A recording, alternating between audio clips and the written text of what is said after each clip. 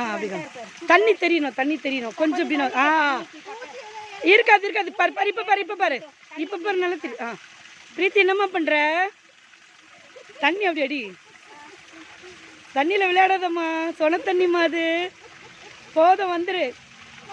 இங்கே பாருங்க, வெள்ளங்கிரி போகிற வழியில் 100 மீட்டர் கூட இருக்காது, அந்த இடத்துல சொன தண்ணி வருதுங்க. நல்லா இருக்கு தண்ணி, ஐஸ் மாதிரி இருக்கு, சில்லுன்னு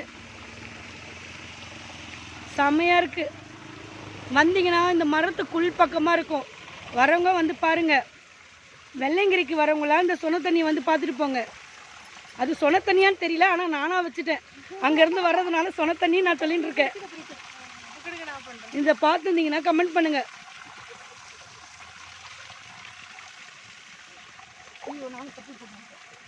பார்த்து போங்க.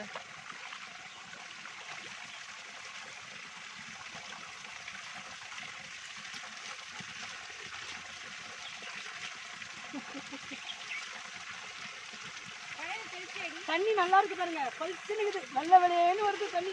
என் வரல எவ்வளோ அழகா தெரியுது பாருங்க, செம்மையா இருக்கு.